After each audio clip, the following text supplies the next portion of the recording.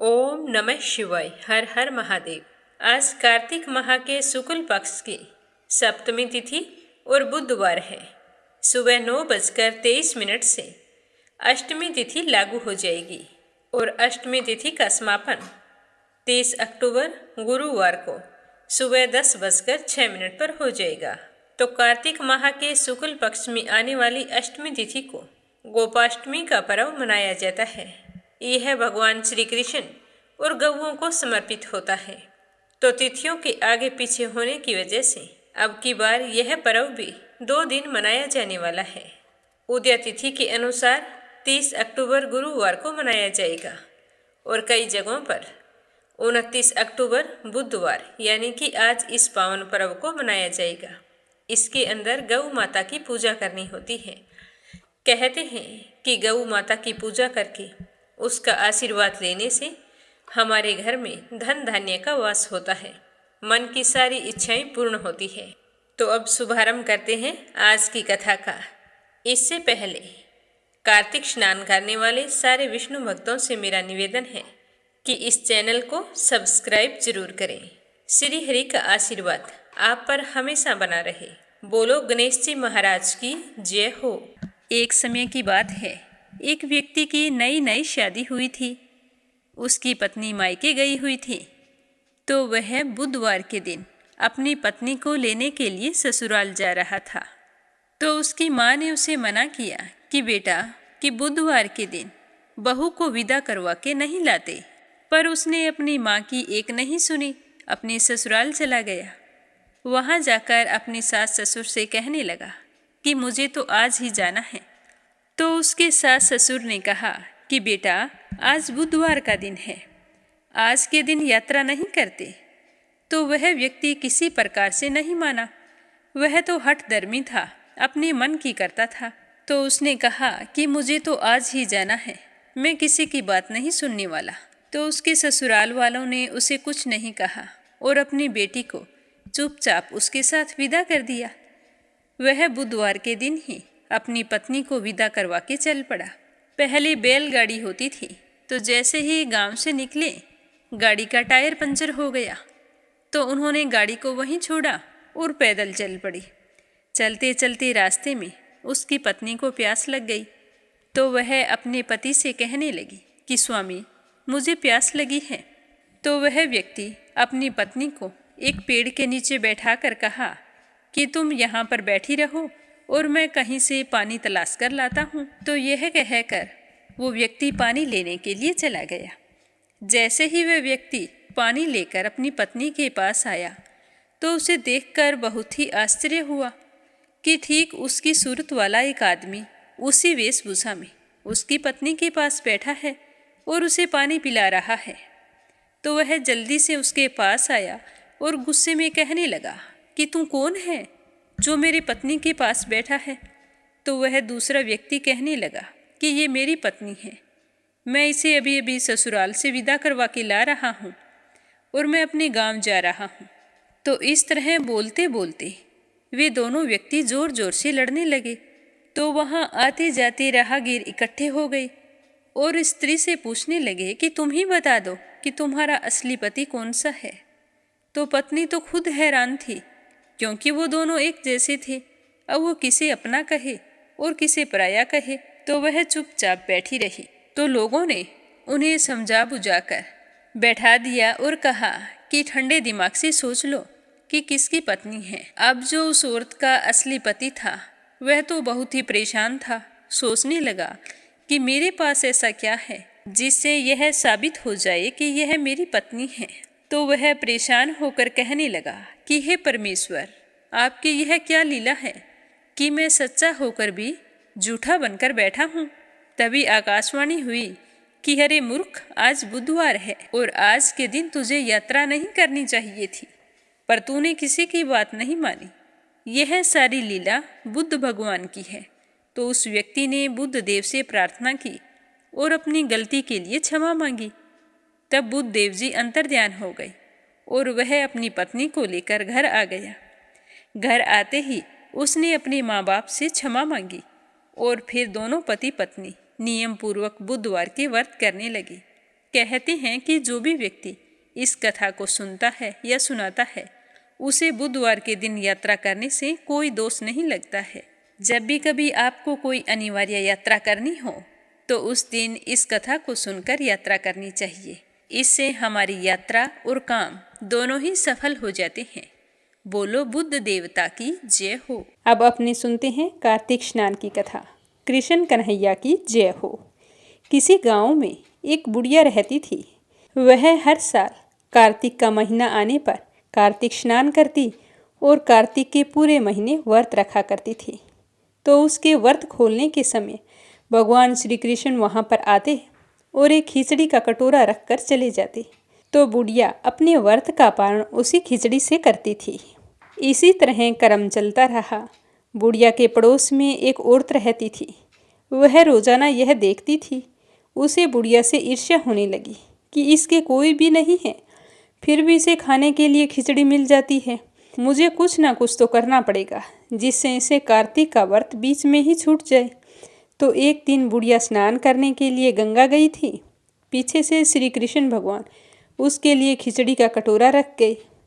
पड़ोसन ने जब खिचड़ी का कटोरा रखा हुआ देखा और इधर उधर देखा कि बुढ़िया घर पर नहीं है, तो उसने जल्दी से उस कटोरे को उठाया और घर के पिछवाड़े में फेंक आई।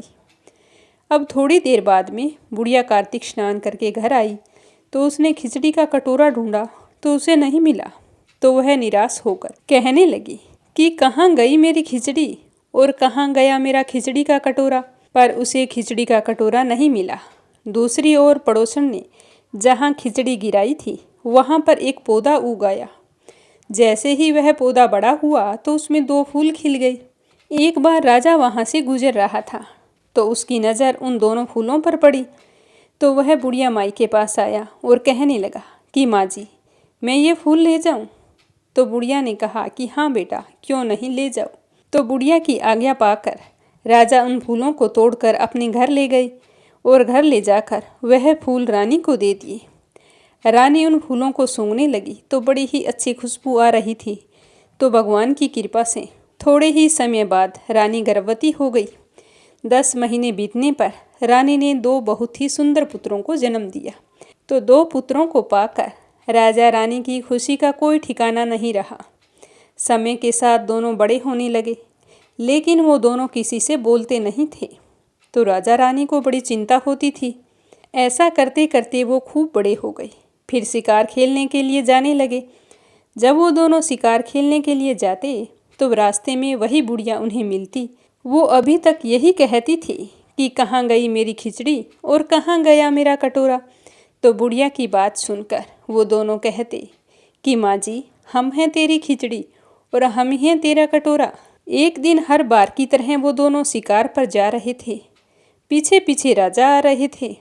तो वो जाते जाते जब उस बुढ़िया से मिले तो बुढ़िया ने वही बात दोहराई और उन दोनों ने भी वही बात कह दी। तो अपने बच्चों के बोलने की आवाज़ राजा के कानों में पड़ गई। राजा को बड़ा ही आश्चर्य हुआ कि मेरे बेटे किसी के साथ नहीं बोलते हैं, तो फिर इस बुढ़िया के साथ बातें कैसे करते हैं। तो राजा ने उस बुढ़िया को राजमहल में बुलाया और पूछा कि मेरे बेटे किसी से नहीं बोलते हैं तो तुमसे बात कैसे करते हैं। तो बुढ़िया ने कहा कि महाराज, मुझे भी नहीं पता कि ये मुझसे कैसे बोल लेते हैं।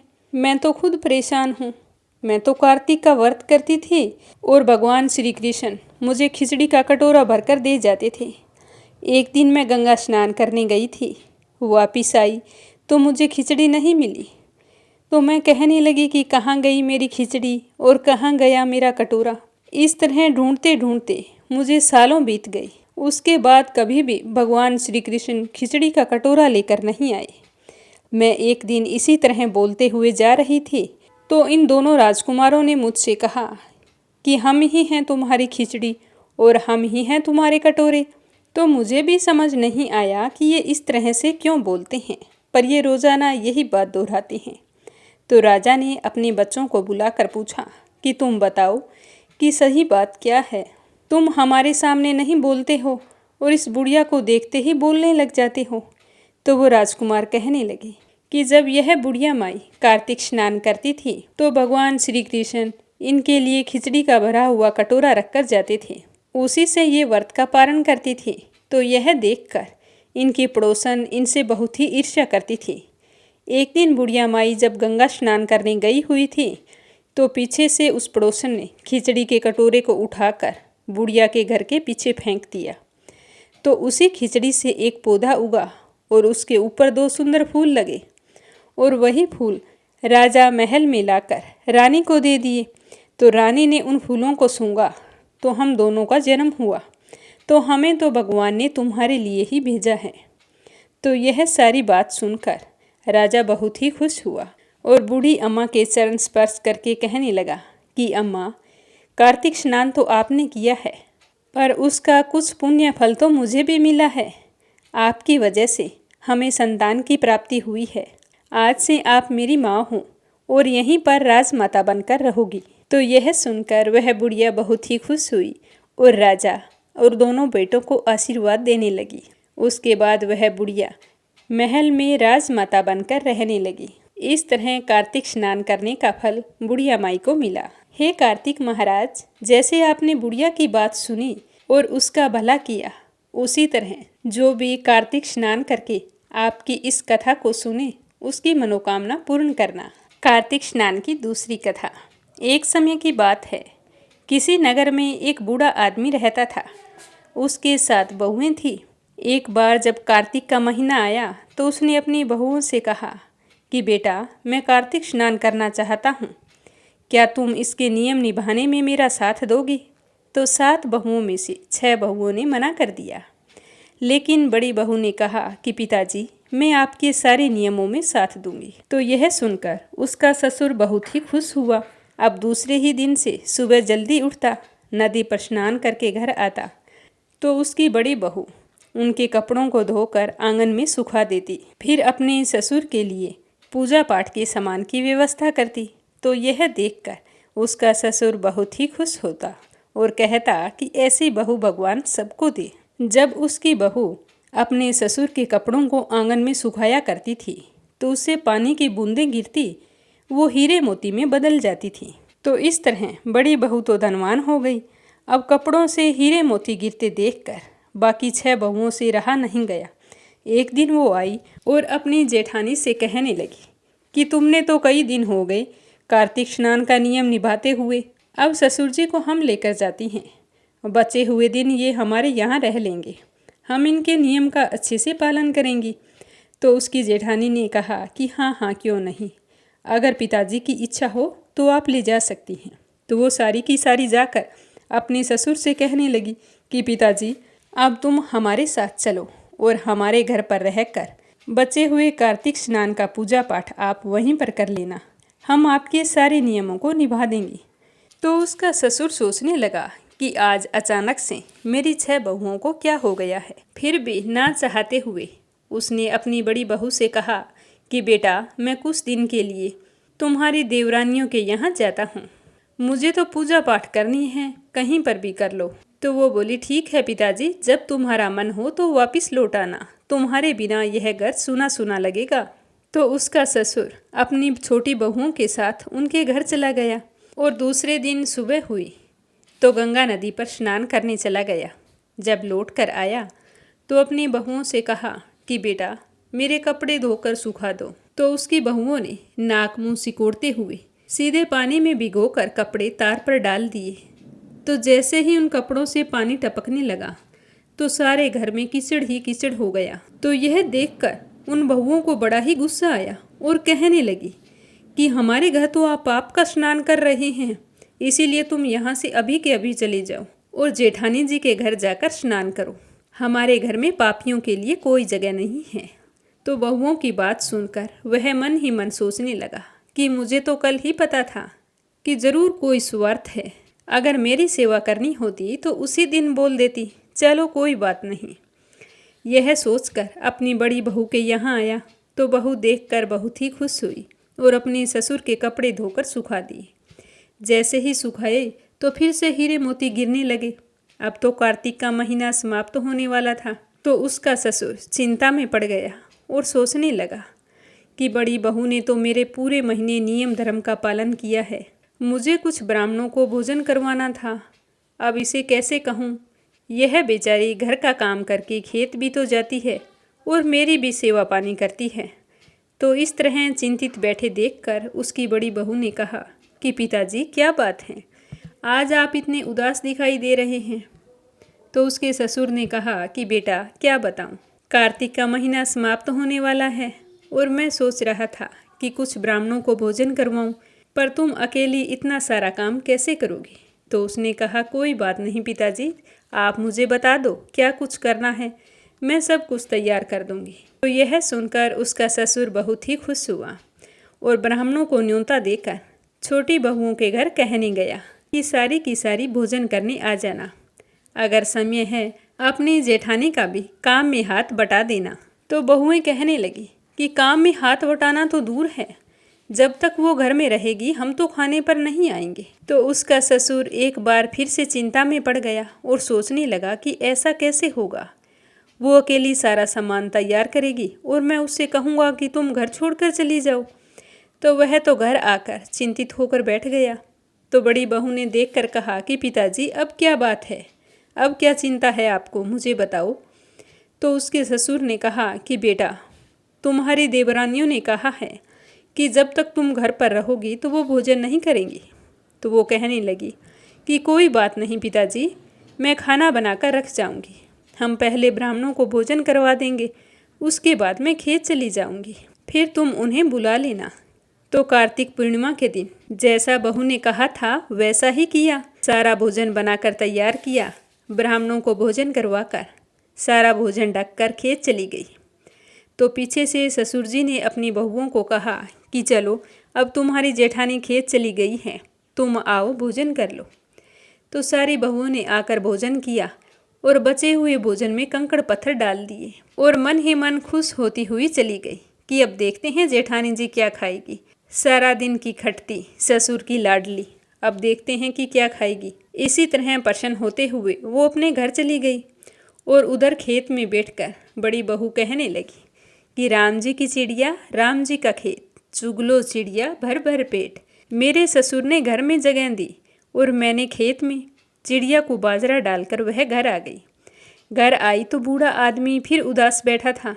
तो उसने पूछा कि पिताजी अब आप उदास क्यों बैठे हैं, क्या मेरी देवरानियाँ आई नहीं, सब कुछ ठीक ठाक तो निपट गया।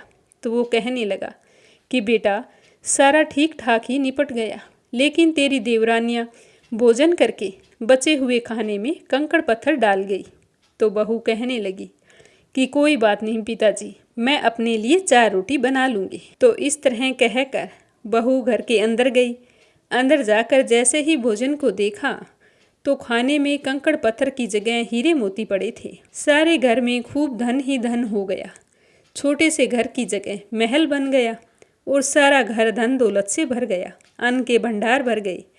तो वह अपने पिताजी को बुलाकर कहने लगी कि पिताजी आपने तो कहा था कि मेरे लिए कुछ नहीं बचा, लेकिन यहाँ पर तो हीरे मोतियों के भंडार हो गए हैं, पूरे घर में धन की वर्षा हो रही है, हमारा साधारण सा घर महल में बदल गया है।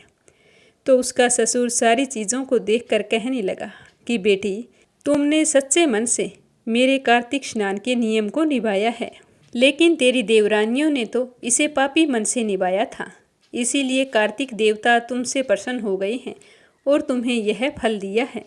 यह कहकर वह अपनी बहू को ढेरों आशीर्वाद देने लगा। हे कार्तिक देवता, जैसे आपने बड़ी बहू की सुनी वैसे सभी की सुनना। जो कार्तिक स्नान करे, अपने बूढ़े सास ससुर की सेवा करे, उनके पूजा पाठ और व्रत उद्यापन में उनकी मदद करे, उनकी सारी मनोकामनाएं पूर्ण करना, अन्न धन के भंडार भरना, सुख सौभाग्य का वास करना। बोलो कान्हा जी की जय हो। मथुरा के दक्षिण में किसी नगर में एक धनी वेश्या रहा करता था। उसका नाम था सुशील। वह एक व्यापारी था। उसका सारा जीवन क्रय विक्रय में ही बीत गया। ना तो वो कभी किसी सत्संग में गया, ना कभी दान धर्म और कोई पुण्य के काम किए। वह अपने परिवार वालों और कुटुंबियों में ही मस्त रहता था और हर समय अपने काम में ही रमा रहता था। उसने इसी तरह अपनी सारी उम्र गुजार दी। उम्र पूरी होने के बाद जब वो इस लोक से गया तो उसे प्रेत योनि मिली। बिना जल वाले तथा छाया रहित जंगलों में भूख प्यासे व्याकुल होकर वह इधर उधर भटकता रहता था। नाना प्रकार के दुखों का सामना करता हुआ वह बड़ा कष्ट में जीवन व्यतीत कर रहा था। तो इसी तरह प्रेत योनि में वह व्यापारी भटकते हुए मरुस्थल में पहुंच गया। वहां बहुत दिनों तक एक वृक्ष पर निवास करता रहा। उस वृक्ष पर रहते रहते उसे कई महीनों बीत गए। देवयोग से वहां एक दिन एक व्यापारी आ पहुंचा और वह पेड़ के नीचे विश्राम करने लगा। उसे देखकर प्रेत बहुत ही खुश हुआ और नाचते हुए उसके सामने आ गया और कहने लगा कि तुमने इस समय यहाँ आकर मुझ पर बड़ा ही उपकार किया है, क्योंकि मैं कई दिनों से भूखा हूँ और तुम मेरा आहार बनकर आया है, तो इससे अच्छी बात क्या हो सकती है। तो प्रेत की बात सुनकर वह व्यापारी बहुत ही भयभीत हो गया और वहां से खड़ा होकर भागने लगा। पर प्रेत ने तेज गति से दौड़कर उसे पकड़ लिया और कहने लगा कि अब तो मैं तुम्हें खाऊंगा।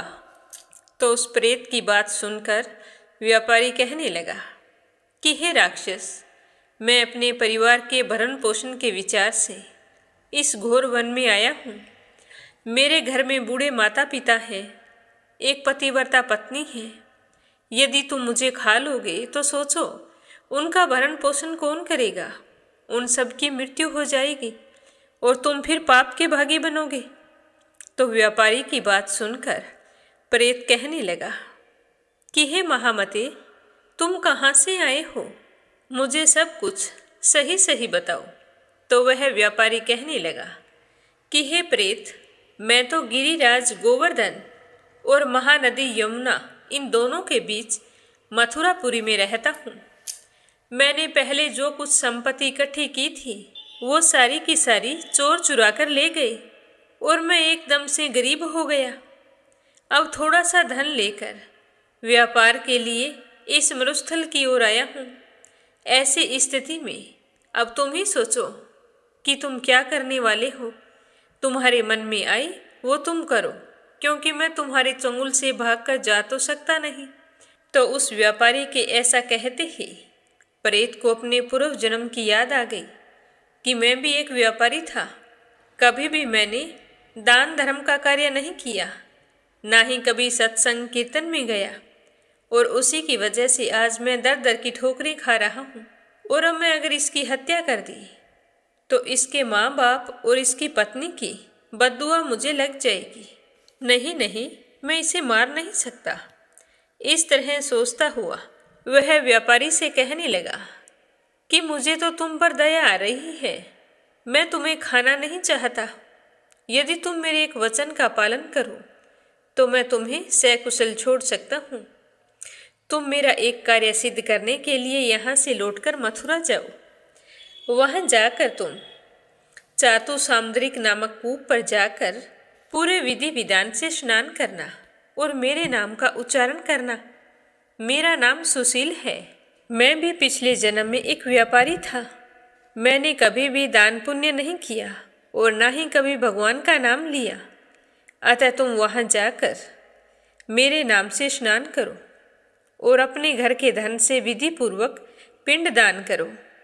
स्नान दान आदि सभी कर्मों का फल मुझे दे देना। अगर तुम इतना कर सको तो मैं तुम्हें छोड़ सकता हूँ। तो प्रेत की बात सुनकर व्यापारी कहने लगा कि हे प्रेत, मेरे पास एक मकान को छोड़कर और कोई धन नहीं है। मेरे पास तो पूरा बड़ा सारा घर भी नहीं है, मकान के नाम पर एक कमरा है। तो यह सुनकर प्रेत मुस्कुराकर कहने लगा कि हे व्यापारी, मैंने जो तुमसे कहा है वो बिल्कुल सही है। तुम्हारे घर में धन है, तुम अब सीधे अपने घर जाओ और जो जगह मैं तुम्हें बता रहा हूँ वहाँ पर एक खड्डा खोदना। उस गड्ढे में तुम्हें सोने से भरा हुआ एक घड़ा मिलेगा।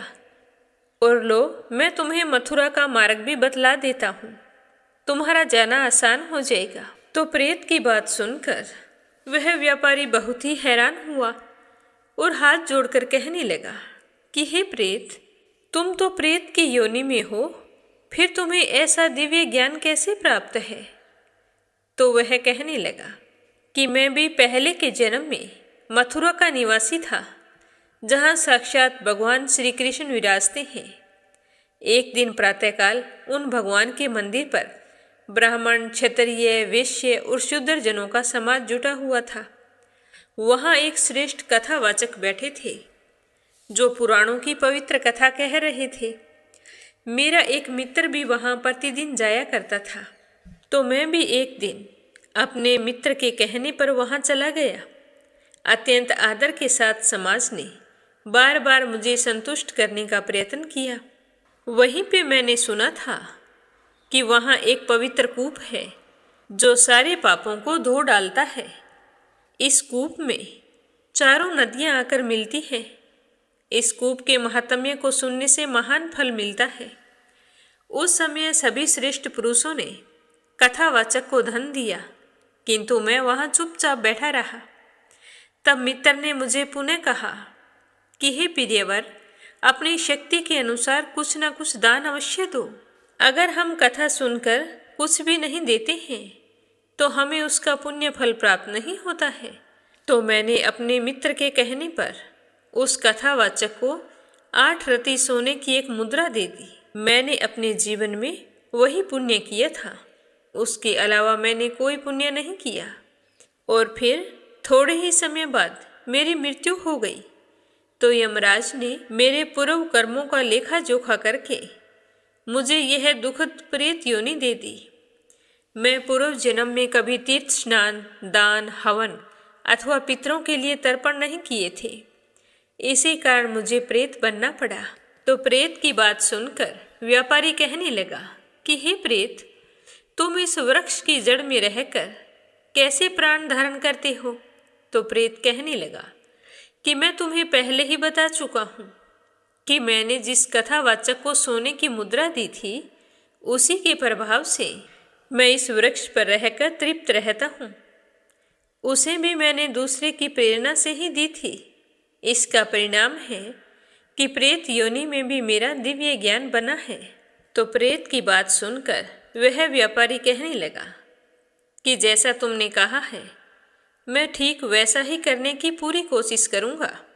तुम मुझे जाने दो, मैं तुमसे वादा करता हूँ कि तुम्हें इस प्रेत योनि से जरूर मुक्ति दिलाऊंगा। तो यह सुनकर प्रेत बहुत ही खुश हुआ और उस व्यापारी को छोड़ दिया।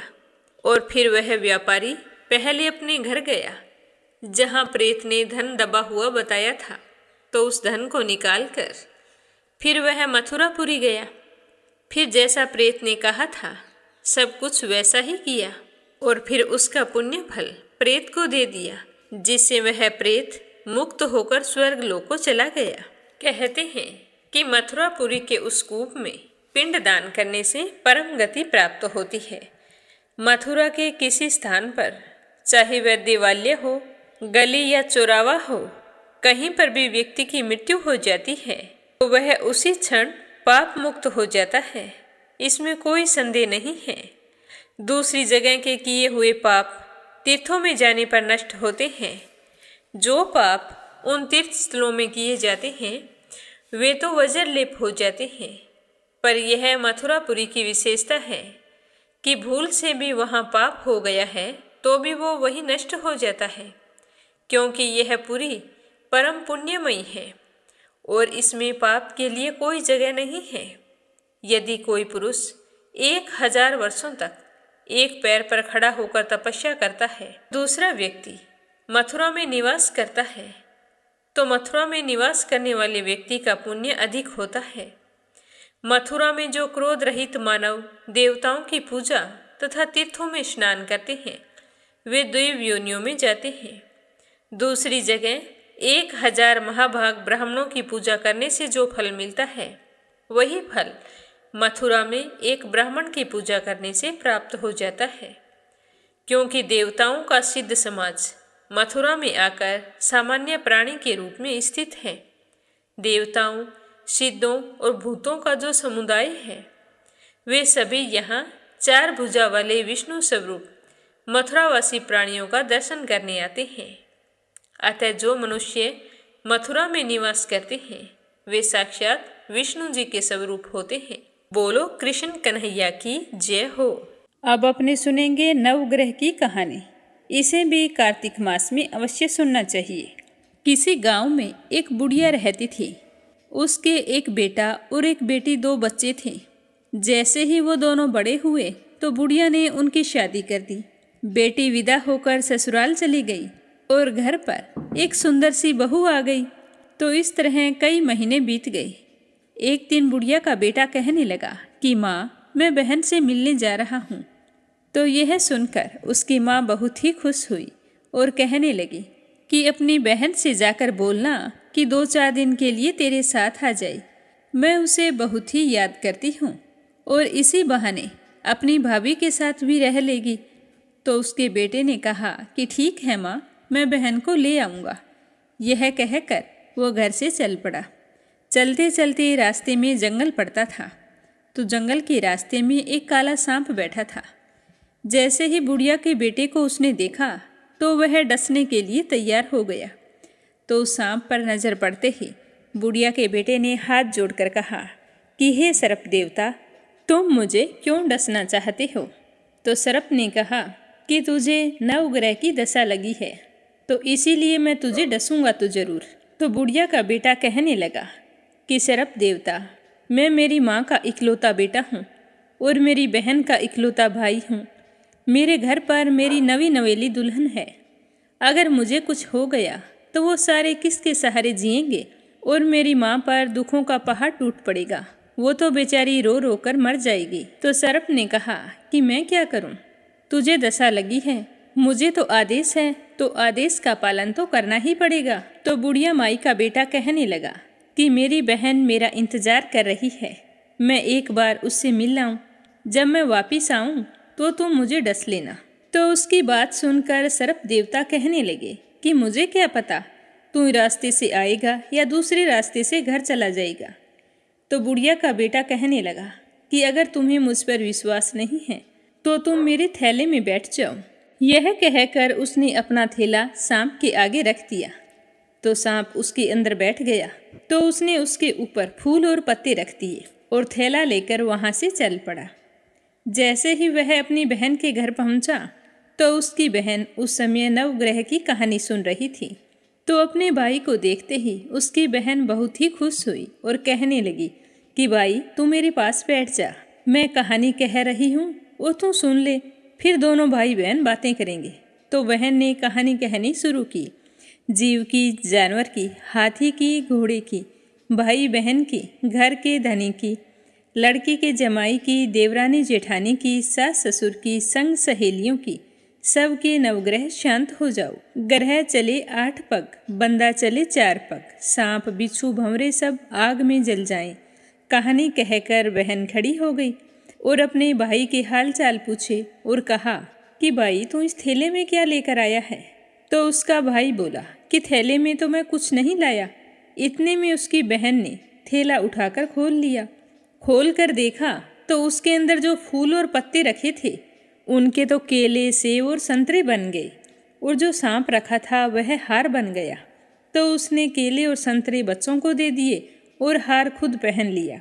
हार पहनकर घर से बाहर आई तो भाई बोला कि बहन तू तो बहुत गरीब थी, फिर यह हार कहाँ से लेकर आई है? तो उसकी बहन कहने लगी कि भैया मैं तो गरीब थी पर मेरा भाई गरीब नहीं है। ये हार तो तुम ही लेकर आए थे, मैंने तो थैले में से निकाल कर पहना है। तो यह सुनकर उसके भाई को बहुत ही आश्चर्य हुआ। उसने कहा कि थैले में तो मैं अपनी मौत का सामान लाया था, ये हार तो मैं नहीं लेकर आया था। तो यह सुनकर उसकी बहन कहने लगी कि भैया तुम ऐसी कैसी बातें कर रहे हो? तो उसका भाई बोला कि बहन मैं तो थैले के अंदर सांप रख कर लाया था और तेरी कहानी कहने से मुझे लगता है कि यह सांप हीरों की हार में बदल गया। यह सब कुछ तेरे भाग्य से हुआ है। तो बहन ने भाई से कहा कि तेरी नवग्रह की दशा चल रही है, इसीलिए तुम घर जाकर माँ को कहना, तुम्हें और भाभी को नवग्रह की कथा सुना देगी। तुम दोनों श्रद्धाभाव से सुनना, जिससे तुम्हारे नवग्रह शांत हो जाएंगे, फिर कोई अनहोनी का भय नहीं रहेगा। तो वह अपनी बहन के घर जब तक रहा रोजाना नवग्रह की कथा सुनता जब वह वापस चलने लगा तो अपनी बहन से कहा कि बहन, तुम्हें माँ ने याद किया है, तुम मेरे साथ नहीं चलोगी? तो वो कहने लगी कि भैया, मैं बाद में आऊँगी, मैंने नवग्रह की कथा सुनने का नियम लिया है। माँ को कहना मेरा नियम पूरा होते ही मैं आपसे मिलने के लिए ज़रूर आऊँगी। तो उसका भाई वहाँ से चल पड़ा और घर आ गया। घर आते ही उसकी माँ ने कहा कि बेटा, तुम अपनी बहन को नहीं लाया? तो उसने सारी बात अपनी माँ को बताई। तो सांप वाली बात सुनकर उसकी माँ बहुत ही घबरा गई और कहने लगी कि बेटा, अगर तुम्हें कुछ हो जाता तो मैं क्या करती, और तुम्हारी पत्नी का क्या हाल होता? तो उसका बेटा कहने लगा कि माँ, अब डरने की कोई बात नहीं है। बहन ने मुझे नवग्रह की कथा सुनाई है और साथ में ये भी कहा है कि आप मुझे और आपकी बहू दोनों को रोजाना नवग्रह की कथा सुनाओ, जिससे हम पर आने वाली हर बुरी बला टल जाएगी। तो उसकी माँ ने अपनी बहू को आवाज़ लगाई कि बेटा, तू चावल और चीनी के दाने लेकर आ और 1 लोटा पानी ले आना। तो बुढ़िया की बहू कहे अनुसार सामान लेकर आ गई और फिर बूढ़ी माई कहानी कहने लगी। कहानी कही जीव की, जानवर की, हाथी की, घोड़े की, कुत्ते की, बिल्ली की, देवरानी की, जेठानी की, सास ससुर की, घर के धनी की, बहन की, भाई की, सबके नवग्रह शांत हो जाए। ग्रह चले 8 पग, बंदा चले 4 पग, सांप बिच्छू भंवरे सब आग में जल जाएं। आज वार, रविवार, सोमवार, मंगलवार, बुधवार, गुरुवार, शुक्रवार, शनिवार, 7 वारों को नमस्कार, धरती माता को नमस्कार, नवग्रह को नमस्कार। इस तरह नवग्रह की कहानी कहकर बुढ़िया ने अपने बेटे बहू की नवग्रह की दशा उतारी। हे नवग्रह, आपको नमस्कार। जिस तरह आपने बहन की दशा उतारी, भाई की उतारी, वैसे सबकी उतारना।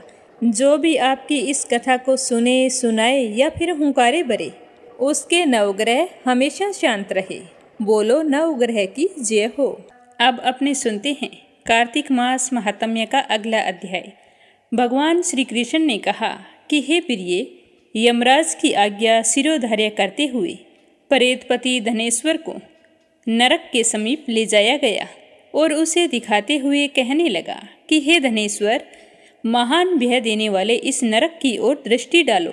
इसमें पापी पुरुष सदैव दूतों द्वारा पकाए जाते हैं। यह देखो, यह तप्तवाचुक नामक नरक है, जिसमें देह जलने के कारण पापी विलाप कर रहे हैं। जो मनुष्य भोजन के समय भूखों को भोजन नहीं देता है, वह बार बार इस नरक में डाला जाता है। वह प्राणी जो गुरु, अग्नि, ब्राह्मण, गऊ, वेद और राजा इनको लात मारता है, वह भयंकर नरक अतिशय पापों के करने पर मिलते हैं। आगे देखो, यह दूसरा नरक है जिसका नाम है अंधता मिश्र। इन पापियों को सुई की भांति मुख वाले तमोत नामक कीड़े काट रहे हैं। इस नरक में दूसरों का दिल दुखाने वाले पापियों को डाला जाता है। यह तीसरा नरक है, इसका नाम है करके। इस नरक में पापियों को आरे से चीरा जाता है। यह नरक भी 80 मंत्रवण आदि भेदों से 6 प्रकार का होता है। इसमें स्त्री तथा पुत्रों के वियोग कराने वाले मनुष्य को कड़ाही में पकाया जाता है। 2 प्रियजनों को दूर करने वाले मनुष्य भी 80 मंत्र नामक नरक में तलवार की धार से काटे जाते हैं और कुछ भेड़ियों के डर से भाग जाते हैं। अब इससे आगे देखो, चौथा नरक है, इसका नाम है अर्गल। इसमें पापी विभिन्न प्रकार से चिल्लाते हुए इधर उधर भाग रहे हैं। यह नरक भी वध आदि भेदों से 6 प्रकार का है। अब तुम इस 5वें नरक को देखो, जिसका नाम कूट सालमली है। इसमें अंगारों की तरह कष्ट देने वाले बड़े बड़े कांटे लगे हैं।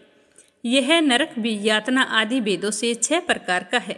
इस नरक में पर स्त्रीगामी करने वाले मनुष्य डाले जाते हैं। अब तुम इस 6ठे नरक को देखो, इस नरक का नाम उल्वण है। इसमें सिर को नीचे करके पापियों को लटकाया जाता है। जो लोग भक्ष्या भक्ष्य का विचार नहीं करते, सदा दूसरों की निंदा और चुगली करते रहते हैं, वे इस नरक में डाले जाते हैं। दुर्गंध भेद से यह नरक भी 6 प्रकार का है। और यह देखो 7वां नरक, इसका नाम है कुंभीपाक। यह बहुत ही भयंकर नरक है और यह भी 6 प्रकार का है। इसमें महापातकी मनुष्यों को पकाया जाता है। इस नरक में सहस्त्रों वर्षों तक यातना भोगनी पड़ती है। यही रौरव नरक है। जो पाप इच्छा रहित किए जाते हैं वह सुख है, और जो पाप इच्छा पूर्वक किए जाते हैं वह पाप आर्दर कहलाते हैं। इस प्रकार शुष्क और आर्दर भेदों से यह पाप 2 प्रकार का होता है। इसके अलावा और भी अलग अलग 84 प्रकार के पाप हैं। अपकृण, पांडाकते, मलिनीकरण, जाति भंसकरण, उपाय, अतिपाप, महापाप, यह 7 प्रकार के पातक हैं। जो मनुष्य जैसा कर्म करता है उसे इन 7 नरकों में उसके पाप कर्मों के अनुसार पकाया जाता है। लेकिन तुम्हें कार्तिक व्रत करने वाले प्रभु भक्तों का संसर्ग प्राप्त हुआ है, उससे पुण्य की प्राप्ति हो गई है। उसी पुण्य प्रभाव के कारण ये सभी नरक तुम्हारे लिए निश्चय ही नष्ट हो गए हैं। इस प्रकार धनेश्वर को नरकों का दर्शन कराकर प्रेतराज उसे यक्ष लोक में ले गए। वहां ले जाकर उसे वहां का राजा बना दिया। वही कुबेर का अनुचर धनक्षय के नाम से प्रसिद्ध हुआ। बाद में महर्षि विश्वामित्र ने उसके नाम पर तीर्थ बनाया था। कार्तिक मास का व्रत महाफल देने वाला है। इसके समतुल्य अन्य कोई दूसरा पुण्य कर्म नहीं है। जो भी मनुष्य इस व्रत को करता है तथा व्रत करने वाले का दर्शन करता है उसे मोक्ष की प्राप्ति होती है। तो आज का अध्याय समाप्त हुआ। प्रेम से बोलो विष्णु भगवान की जय हो। अब अपने सुनते हैं तुलसी माता की कहानी। श्रद्धा भाव से सुनते रहिए। एक बार भगवान शिव ने अपने तेज को समुद्र में फेंक दिया। उससे एक महातेजस्वी बालक ने जन्म लिया। यह बालक आगे चलकर जालंधर नाम से एक पराक्रमी द्वितीय राजा बना। इसकी राजधानी का नाम जालंधर नगरी था। द्वितीय राज काल नेमी की कन्या वृंदा का विवाह जालंधर से हुआ था। जालंधर महाराक्षस था और वृंदा एक पतिव्रता नारी थी। उसके पतिव्रता होने के कारण द्वितीय जालंधर का कोई भी बाल भी बांका नहीं कर सकता था। तो जालंधर तो महाराक्षस था, वह अपनी सत्ता के मद में चूर। उसने माता लक्ष्मी को पाने की कामना से युद्ध किया, परंतु समुद्र से उत्पन्न होने के कारण माता लक्ष्मी ने उसे अपने भाई के रूप में स्वीकार किया। तो वह वहां से पराजित होकर देवी पार्वती को पाने की लालसा से कैलाश पर्वत पर चला गया। भगवान देवादिदेव शिव का ही रूप धारण करके माता पार्वती के समीप गया, परंतु माता ने अपने योग बल से तुरंत उसे पहचान लिया और वहां से अंतर्ध्यान हो गई। देवी पार्वती ने क्रोधित होकर सारा वृत्तांत भगवान विष्णु को सुनाया। जालंधर की पत्नी अत्यंत पतिव्रता नारी थी। उसके पतिव्रत धर्म की शक्ति से जालंधर ना तो मारा जाता था और ना ही पराजित होता था। इसीलिए जालंधर का नाश करने के लिए वृंदा के पतिव्रत धर्म को भंग करना बहुत ही जरूरी था। इसीलिए भगवान विष्णु ने एक ऋषि का वेश धारण किया और वन में जा पहुँचे, जहाँ वृंदा अकेली भ्रमण कर रही थी। भगवान के साथ 2 मायावी राक्षस थे, जिन्हें देखकर वृंदा भयभीत हो गई और ऋषि ने वृंदा के सामने पल भर में दोनों को भस्म कर दिया। तो ऋषि की ऐसी शक्ति देखकर कैलाश पर्वत पर महादेव के साथ युद्ध कर रहे अपने पति के बारे में पूछा। तो ऋषि के रूप में आए विष्णु भगवान ने अपनी माया जाल से 2 वानर प्रकट कर दिए। एक वानर के हाथ में जालंधर का सिर था, दूसरे के हाथ में धड़ थी। अपने पति की यह दशा देखकर वृंदा मूर्छित हो गई। होश में आने पर उन्होंने ऋषि रूपी भगवान से विनती की कि वह उसके पति को जीवित कर दे। तो भगवान ने अपनी माया से पुनः जालंधर का सिर धड़ से जोड़ दिया, परंतु उस समय वो स्वयं उस शरीर में प्रवेश कर गए। वृंदा को इस बात की बिल्कुल भी भनक नहीं थी और वह जालंधर बने भगवान के साथ पतिव्रता का व्यवहार करने लगी, जिससे उसका अस्तित्व भंग हो गया। ऐसा होते ही वृंदा का पति जालंधर युद्ध में मारा गया।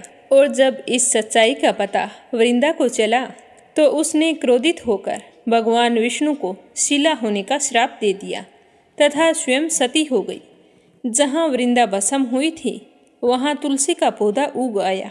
तो भगवान विष्णु ने वृंदा से कहा कि हे वृंदा, तुम अपने सतीत्व के कारण मुझे लक्ष्मी से भी अधिक प्रिय हो गई हो। अब तुम तुलसी के रूप में सदा मेरे साथ रहोगी। जो मनुष्य मेरे शालिग्राम स्वरूप के साथ तुलसी का विवाह करेगा उसे इस लोक और परलोक में विपुल यश प्राप्त होगा। इसीलिए कहा जाता है कि जिस घर में तुलसी का पौधा होता है उस घर में यम के दूत असमय कभी नहीं आते। गंगा व नर्मदा के जल में स्नान तथा तुलसी का पूजन बराबर माना जाता है। चाहे मनुष्य कितना भी पापी क्यों ना हो, जब उसकी मृत्यु का समय आता है और प्राण नहीं निकल रहे होते हैं तो उसके मुख में तुलसी का पत्ता और गंगाजल डालें तो तुरंत ही निकल जाते हैं। वह पापों से मुक्त होकर बैकुंठ धाम को प्राप्त होता है। जो मनुष्य तुलसी व आंवलों की छाया में अपने पितरों का श्राद्ध करता है उसके पितर मोक्ष को प्राप्त हो जाते हैं। बोलो तुलसी माता की जय हो। अब अपने सुनते हैं कि राधा रानी का नाम एक बार लेने की क्या कीमत होती है। राधा रानी का नाम लेते ही झूम उठते हैं कृष्ण कन्हैया। बोलो राधा रानी की जय हो। एक समय की बात है, एक व्यक्ति था।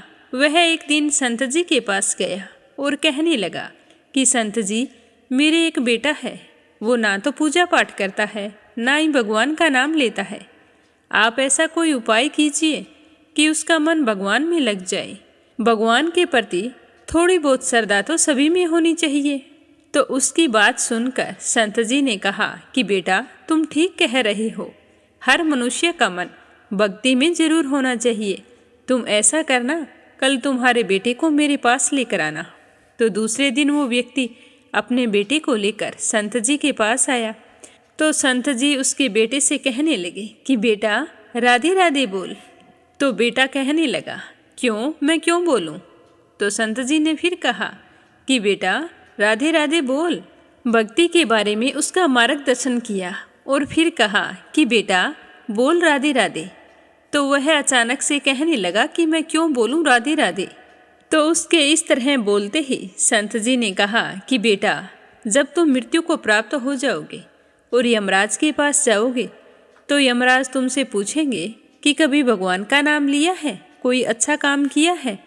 तब तुम कह देना कि मैंने जीवन में एक बार श्री राधा रानी के नाम को बोला है।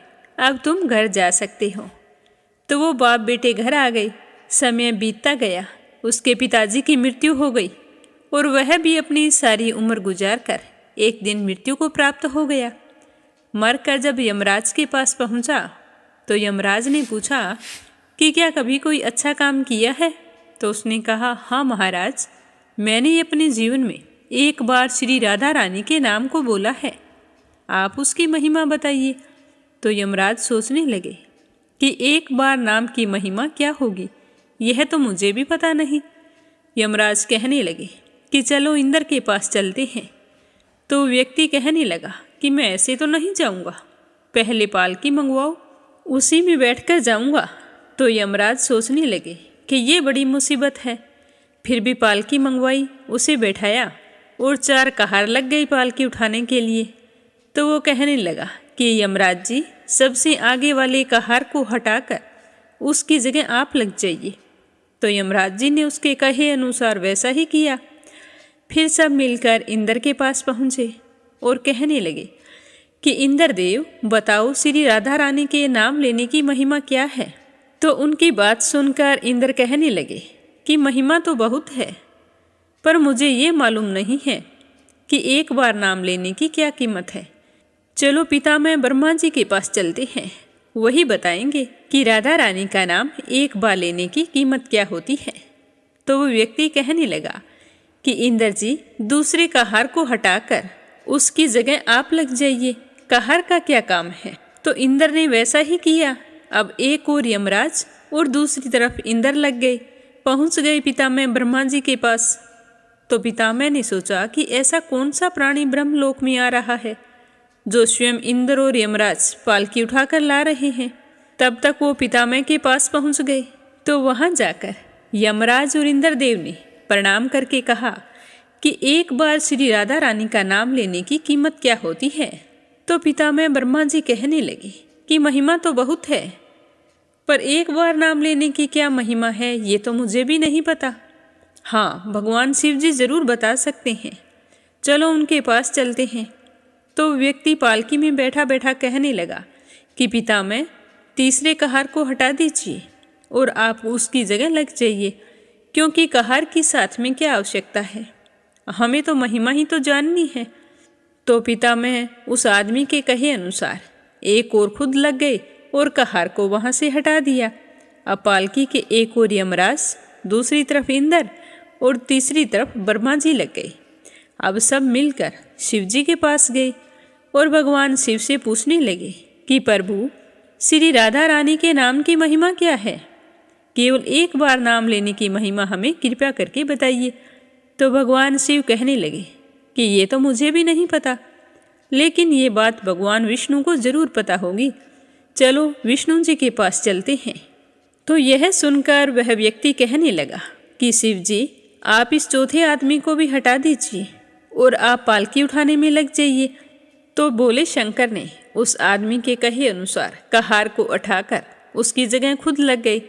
अब इस तरह पितामह ब्रह्मा जी, शिव जी, यमराज और इंद्र चारों उस व्यक्ति की पालकी उठाने में लग गए और विष्णु जी के लोक को जाने लगे। जैसे ही विष्णु जी के पास पहुँचे तो विष्णु जी ने कहा कि आपका किस कारण से आगमन हुआ है और इस तरह इस व्यक्ति को पालकी में बैठा कर क्यों लाए हो? तो वो कहने लगे कि हमें आप ये बताओ कि श्री राधा रानी के नाम लेने की महिमा क्या है। ये जो पालकी में आदमी बैठा है, इसने अपने जीवन में एक बार राधा रानी का नाम लिया है। तो विष्णु जी कहने लगे कि अरे, जिसकी पालकी स्वयं मृत्यु का राजा यमराज, स्वर्ग का राजा इंद्र, ब्रह्मलोक का राजा ब्रह्मा और साक्षात भगवान शिव उठा रहे हों, तो इससे बड़ी महिमा क्या होगी?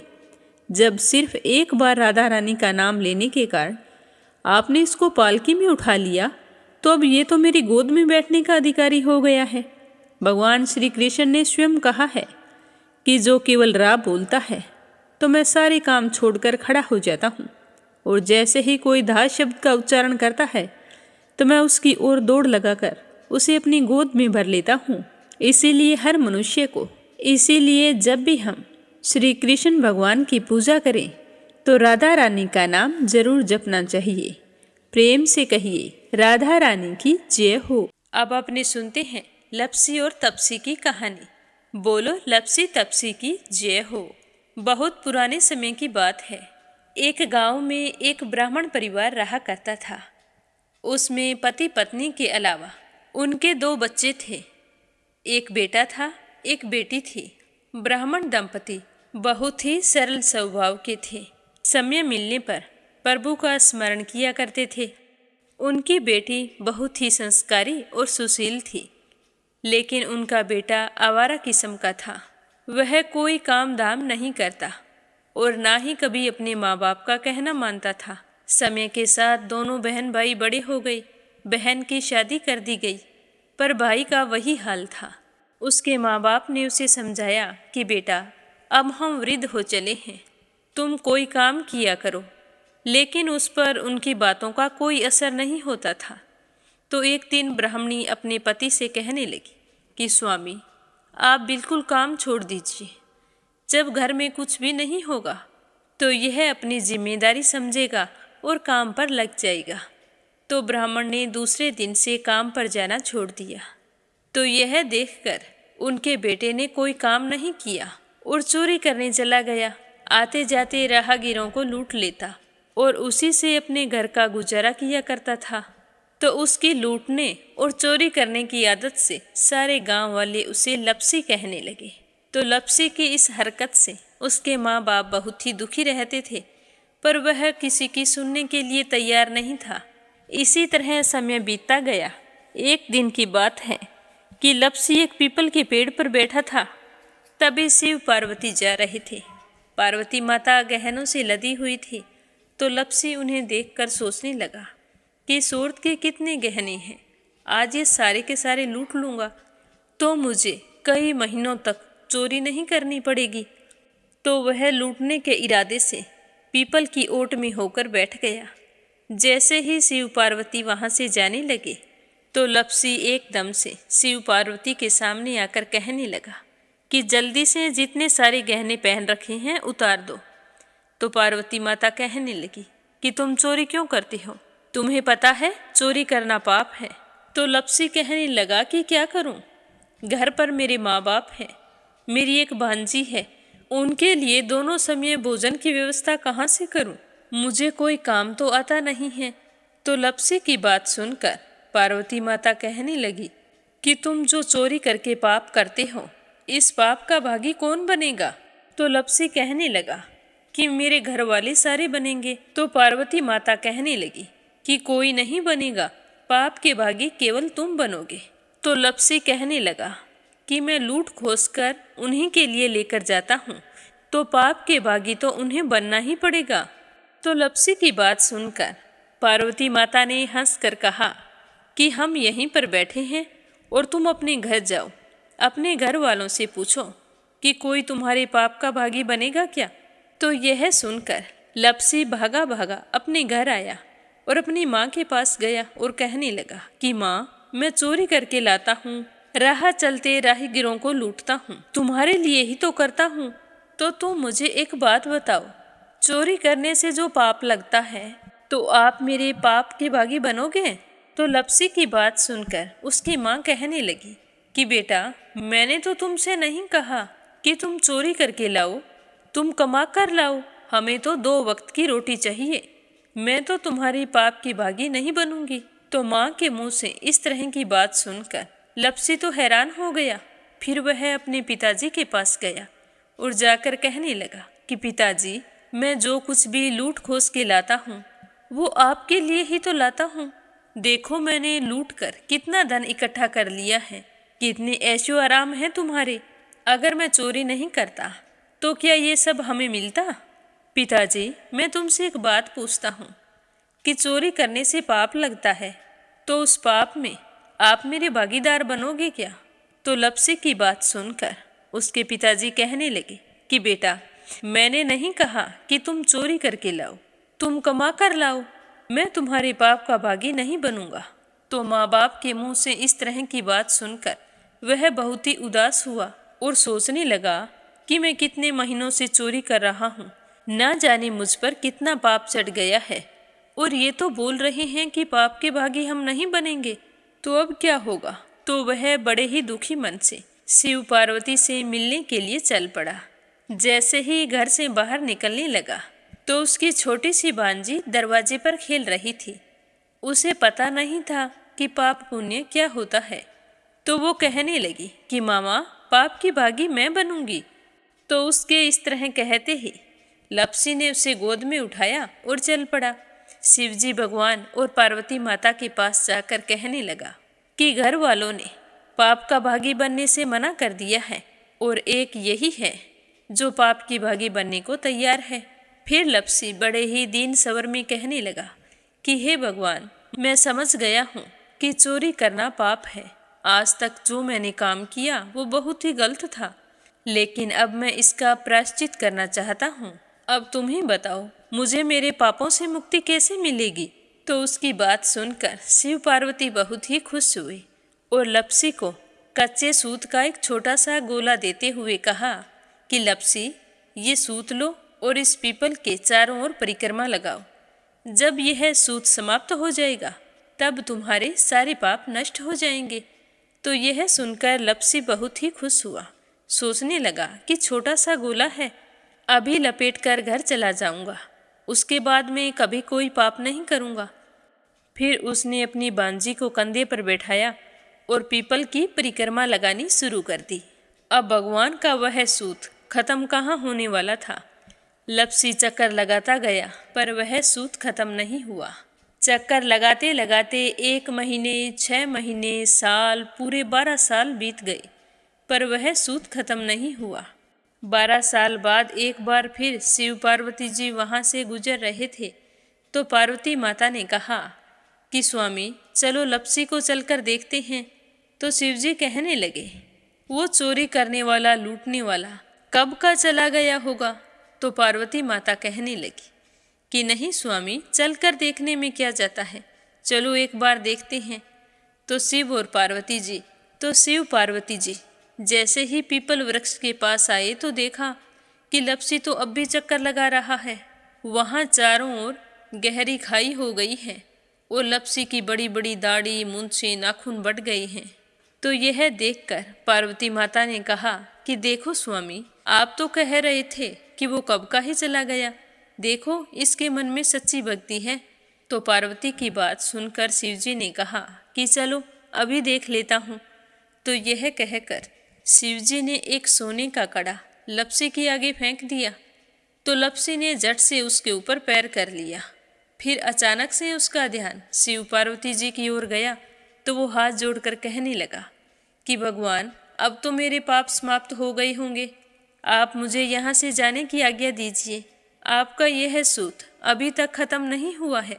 तो शिवजी भगवान ने कहा कि तुम्हारे पाप कर्म भी अभी तक पूरे नहीं हुए हैं। तो शिवजी की बात सुनकर लपसी कहने लगा कि भगवान, मुझे पूरे 12 वर्ष हो गए हैं आपकी भक्ति करते करते, और अब भी आप मुझ पर शक कर रहे हैं। तो शिवजी ने कहा कि अपना पैर उठाओ। तो जैसे ही लपसी ने अपना पैर उठाया तो उसके पैर के नीचे सोने का कड़ा था। तो यह देखकर लपसी शर्मिंदा हो गया और कहने लगा कि प्रभु, गलती हो गई, मुझे माफ़ करो, आगे से मैं ऐसी गलती कभी नहीं करूँगा। तो शिवजी कहने लगे कि नहीं लपसी, तुम्हारा पाप ऐसे पूरा नहीं हो सकता। अब तुम्हें 12 वर्ष तक और इसी तरह परिक्रमा करनी होगी, उसी के बाद तुम्हारे पाप समाप्त होंगे। यह कहकर शिव पार्वती वहाँ से चले गए और वह फिर से पीपल के पेड़ की परिक्रमा करता रहा। करते करते 12 साल बीत गए। 12 साल बाद में शिव पार्वती जी वहाँ पर आए तो उन्होंने देखा कि आज भी वो वहीं पर चक्कर लगा रहा है। तो शिवजी ने फिर उसके सामने सोने की अंगूठी फेंकी पर उसने कोई ध्यान नहीं दिया। तो शिवजी भगवान प्रसन्न होकर कहने लगे कि हे लपसी, आज से तुम मेरी तपस्या करके तपसी बन गए हो। मैं तुम्हें वरदान देता हूँ कि तुम अपने जीवन में सारे सुखों को प्राप्त करेगा, और तूने 24 बरस तक मेरी भक्ति की है, इसका फल भी तुझे अवश्य मिलेगा। जो भी औरत गाय और कुत्ते की रोटी नहीं बनाएगी, उसका पुण्य फल तुम्हें मिलेगा। आंगन लीप कर दहलीज नहीं लीपेगी तो उसका पुण्य फल भी तुझे ही मिलेगा। अगर हमारे घर की बहन बेटी को हम सूट, तीवल या साड़ी भेंट स्वरूप देते हैं तो साथ में मोली का धागा और कुछ रुपए नहीं देंगे तो उसका पुण्य फल भी तुम्हें ही मिलेगा। अगर कोई दिए से दिया जलाएगा तो उसका पुण्य फल भी तुम्हें ही मिलेगा। अगर व्रत और पूजा पाठ में सारी कहानी सुन ले और तुम्हारी कहानी ना सुने तो उसका पुण्य फल भी तुम्हें ही मिलेगा। कहा जाता है कि तभी से सुबह पहली रोटी गाय की और सुबह की अंतिम रोटी छोटी बनाई जाती है और शाम को अंतिम रोटी बड़ी बनाई जाती है जो कुत्ते की होती है, और दिए से दिया भी नहीं जलाया जाता। और घर की बहन बेटियों को सूट और तीवल के साथ भेंट स्वरूप कुछ रुपए भी जरूर दिए जाते हैं। और उसी दिन से हर व्रत कथा के बाद में लपसी तपसी की कहानी जरूर सुनी जाती है, और कथा समाप्त होने पर कहा जाता है कि लपसी का फल लपसी को मिले, तपसी का फल तपसी को मिले।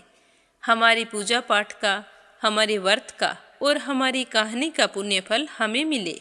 बोलो लपसी तपसी की जय हो। तो ये थी लपसी और तपसी की कहानी। लपसी तपसी 2 भाई नहीं थे। लपसी और तपसी एक ही आदमी का नाम था। लूट कर लाता था, इसीलिए उसे लपसी के नाम से पुकारते थे, और फिर भगवान की तपस्या करने के कारण उसे तपसी के नाम से जाना जाने लगा। बोलो लपसी तपसी की जय हो। अब अपने सुनते हैं कथा सुनने वाले प्यारे श्रोताओं के नाम।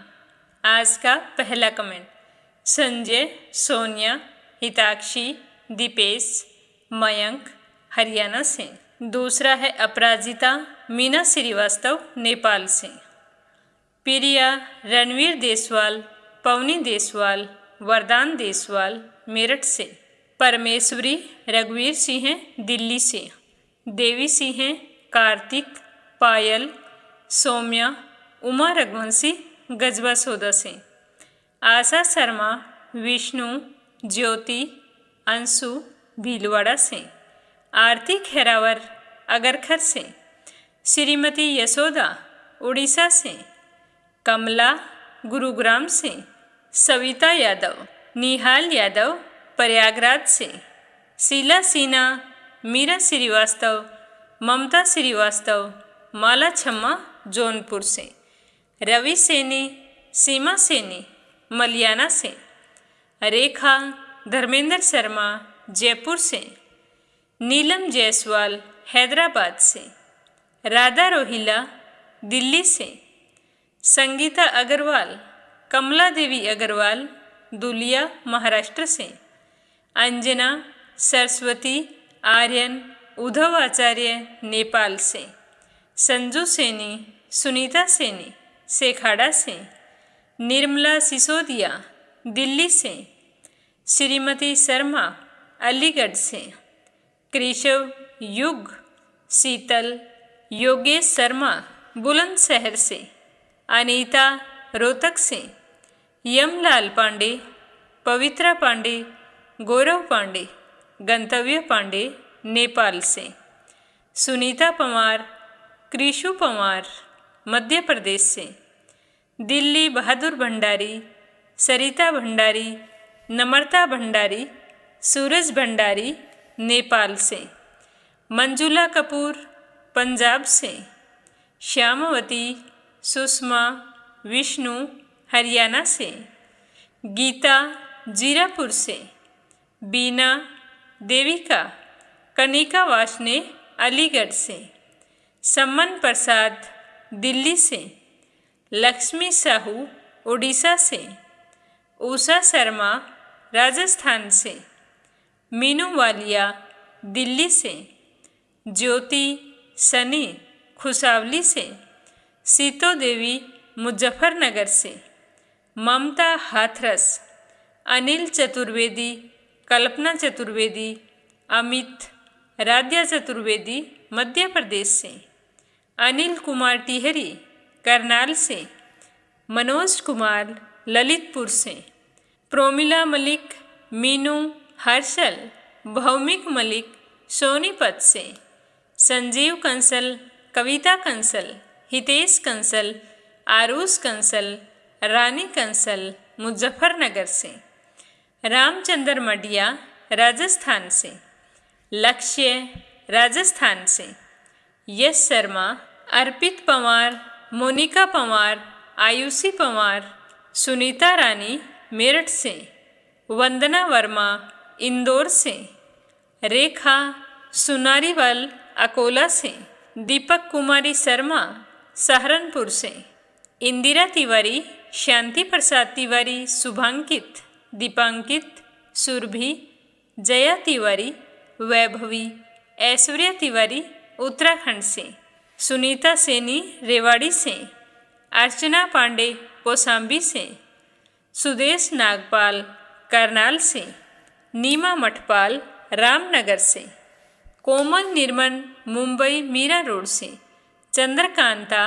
दिल्ली से, के लक्ष्मण दास उमरकोट उत्तराखंड से, नर बहादुर पाल भागीरथी पाल नेपाल से, अकला जदाऊ, मनोज कुमार दिल्ली से, चरणजीत दिल्ली से, नीरू पांडे, हर्षिता पांडे, शोभा कुंवर पुरोहित अहमदाबाद से, संतोष कंवर राजस्थान से, संगीता लोधी भोपाल से, अनीता सिसोदिया गाजियाबाद से, आरव मुजफ्फरनगर से, ममता सिंधु रुक्मणी शर्मा अंबाला से, सुनीता गोयल उत्तराखंड से, विनीता लखन सिंह रुद्रपुर से, नंदा पांडुरंग पुजारी ब्रह्मपुरी महाराष्ट्र से, सुमन चांदोरा जोधपुर से, प्रमोद यादव साहो हिमाचल प्रदेश से, सीमा देवी संतरो देवी सरला रानी करणपुर से, दीपिका यादव छत्तीसगढ़ से, मोनिका नागर तिगांव से, सुमन मेहरा उत्तराखंड से, इंदिरा रावत मोहित रावत पलवल से, दुलारी केवट इटारसी से, देवास विनीता कोलते मध्य प्रदेश से, प्रीति दिनेश अग्रवाल महाराष्ट्र से, शिवानी दिनेश रानी जैन पंचकुला से, अपराजिता मनीषा, अनुभव सावित्री, मधुलिका सारिका भोपाल से, भावना बीकानेर से, ज्योति हरियाणा से, मिथिलेश मथुरा से, विमला चौधरी कृष्ण तिवार मंजू चौधरी भीलवाड़ा से, सुमन बेदी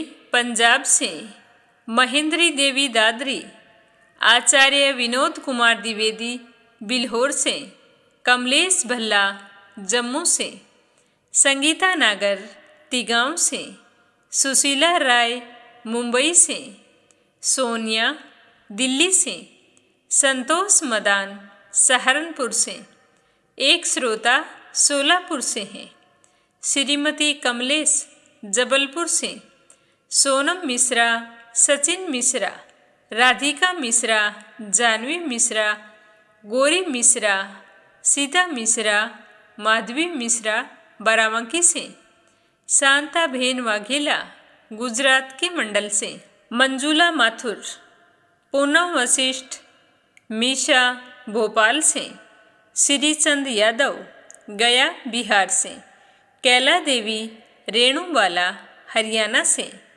सीमा जोशी, रवि कुमार जोशी दिल्ली से, सुदेश शर्मा, बीके शर्मा लुधियाना से, चंदा पंवार मुंबई से, निकिता सेजवानी, करण सेजवानी, पायल सेजवानी, विशाल सेजवानी, पवन सेजवानी, पायल सेजवानी अहमदाबाद से, पूनम यादव करेली से, परवीन नारंग होशियारपुर से, पूजा पाठक उत्तराखंड देहरादून कोशानी से, संजना राजपूत अहमदाबाद से, रुचि भूपेंद्र अग्रवाल बुलंदशहर से, सुनीता सक्सेना मध्य प्रदेश से, अशोक कुमार जी भटनागर भोपाल मध्य प्रदेश से, रमा शर्मा बिना पुंडीर धामपुर से, जगत नारायण प्राशर दिल्ली से, राधा रानी बिश्नोई राजस्थान से, नीतू पांडे